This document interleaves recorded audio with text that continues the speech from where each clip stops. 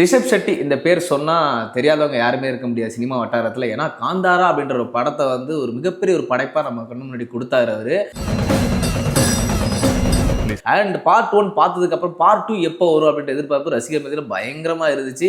வருஷம் 1 இல்லை 2 இல்லை 3 வருஷம் போயிடுச்சு. எங்கப்பா பார்ட் 2 காந்தாரா 2 எங்கே அப்படின்னு கேட்டுட்டு இருந்தீங்க இல்லையா? வெயிட்டிங்லேயே வெறியாகுது. உங்கள் எல்லாருக்கும் பயங்கரமான அப்டேட் கொடுக்க போகிறேன். என்னென்னு பார்த்தீங்கன்னா அக்டோபர் 2ஆம் தேதி காந்தாரா 2 வரப்போகுதுன்னு சொல்லி டீம் அனௌன்ஸ் பண்ணியிருக்காங்க.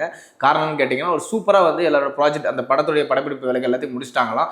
இந்த படம் வந்து ஒரு ஜாலியான படமாக இருக்காது, வேற மாதிரி ஒரு டைமென்ஷனில் இந்த படமாக இருக்க போகுது. இந்த படத்தை நீங்கள் தேட்டரில் பார்க்கும்போது புது எக்ஸ்பீரியன்ஸாக நீங்கள் இருக்க போறீங்க அப்படின்னு சொல்லியிருக்காங்க. காந்தாரா 2 ஓகே, காந்தாரா 3 வருமானு சொல்லி எதிர்பார்த்துட்டு இருக்கேன். அண்ட் இந்த படத்தில் ஜெயராம் அவர்களும் ஒரு முக்கியமான கதாபாத்திரத்தில் இருக்கிறாராம். ரிஷப் ஷெட்டியை டைரக்ட் பண்ணி ஹீரோவா நடிச்சிட்டு இருக்காரு, எல்லாருக்குமே தெரியும். ஸோ ஜெயராம் இருக்காரு, ஒரு என்ன மாதிரி கதாபாத்திரமா இருக்க போகுது படம் வந்ததுக்கு அப்புறம் தான். அனிருத் அப்படின்னாலே அவரோட பாடல்கள் எல்லாம் பட்டி தொட்டி ஃபுல்லா பயங்கர வைரலான பாடல்கள், எக்கச்சக்கமான ஃபேன்ஸ் இருக்காங்க, எல்லாரும் தெரிஞ்ச விஷயம் தான். இடையில கூட கூலி படத்துல இருந்து மோனிகா சிங்கிள் வேற லெவல்ல வந்து இப்ப பேசப்பட்டு இருக்கு. அண்ட் இப்போ வரைக்கும் எல்லாருமே வந்து கேட்டுக்கிட்டே உட்காந்துருக்காங்க, பார்த்துக்கிட்டே இருக்காங்க.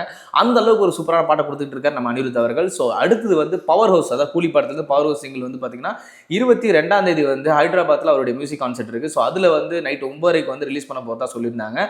ஸோ இதை தாண்டி 26ஆம் தேதி வந்து சென்னையில அவருடைய மியூசிக் கான்சர்ட் இருக்குன்னு எல்லாருக்குமே தெரியும். அதுல வந்து பாத்தீங்கன்னா சும்மாவே கான்சர்ட்னா விட மாட்டோம், அனிருத் கான்சர்ட்னா சும்மா விடுவோமா? ஸோ தமிழ்நாடு மட்டும் கிடையாது, அங்கே இங்கே எல்லாருமே வந்து திரண்டு வர ஆரம்பிச்சிட்டாங்க. இந்த கான்சர்ட் நாங்களாம் வரணும் அப்படின்னு சொல்லிட்டு நிறைய பேர் சொல்லும்போது இந்த கான்சர்ட் நடக்கிறதுக்கான இடம் வந்து கம்மியாக இருக்குது. ஸோ அதனால் எல்லாரும் வெயிட் பண்ணுங்க அப்படின்னு சொல்லியிருக்காங்க. ஸோ அதனால் தேதி பின்னர் தான் அறிவிக்கப்படும். Dear Anirudh fans, so wait பண்ண வேண்டியதான். ஏன்னா அந்த மாதிரி ஒரு வைபான கான்சர்ட் பார்க்கணும்னா எவ்வளோ நாள் வெயிட் பண்ணலாம், காத்திருப்போம். புஜி பாபு சனா அவருடைய டைரக்ஷன்ல நம்முடைய ராம் சரண் அவர்கள் நடிச்சிட்டு இருக்க படம் தான் பெத்தி. ஸோ இந்த படத்தை வந்து ஏஆர் ரஹ்மான் தான் இசையமைக்கிறான்னு எல்லாருக்கும் தெரிஞ்ச ஒரு விஷயம் தான்.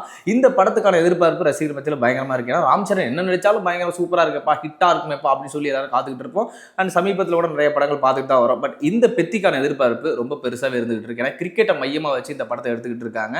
அண்ட் சும்மா பட்ஜெட்லாம் கிடையாதுங்க, பயங்கரமான பட்ஜெட்ல எடுத்துக்கிட்டு இருக்காங்க. கிட்டத்தட்ட பாகுபலி மிஞ்சிருமோ அப்படின்ற மாதிரிலாம் எதிர்பார்க்கப்பட்டு இருக்கு. இந்த படத்துக்காக அவருடைய ஒர்க் அவுட் வீடியோ போட்டுட்டு இருக்காரு, அது பார்க்க வேற லெவல்ல இருக்கு. அவருடைய ஃபேன்ஸ் எல்லாருமே வந்து பீஸ்ட் மோட் ஆன் அப்படின்னு சொல்லி கமெண்ட்டை போட்டு தெரிக்க விட்டுக்கிட்டு இருக்காங்க. சும்மாவே அவர் ஆக்டிங்ல பொழந்து கட்டுவார், இந்த மாதிரி ரெடியாகி வந்தால் இந்த படம் எந்த மாதிரி டைமென்ஷன்ல இருக்கணும்னு சொல்லிட்டு ரசிகர்லாம் கேட்டுட்டு இருக்காங்க. இந்த படத்தை வந்து ஜான்வி கபூர் நடிக்கிறாங்கன்றது அண்ட் இதெல்லாம் தாண்டி கன்னட சூப்பர் ஸ்டார் சிவராஜ்குமாரும் நடிக்கிறாரு அப்படின்றது இன்னொரு அப்டேட்டா இருக்குது. ஸோ இந்த படம் வந்து அடுத்த ஆண்டு மார்ச் 27ஆம் தேதி ரிலீஸ் ஆகுமா. அதனால வெயிட் பண்ணிட்டே இருங்க, அவரோட ஒர்க் அவுட் வீடியோக்கு பீஸ்ட் மோடுன்னு போட்டுக்கிட்டே இருங்க. ஃபைனலி ராம் சரண் ஒரு பயங்கர டிரான்ஸ்ஃபர்மேஷன் உங்களை நாங்கள் பார்க்க போறோம்னு நினைக்கிறேன்.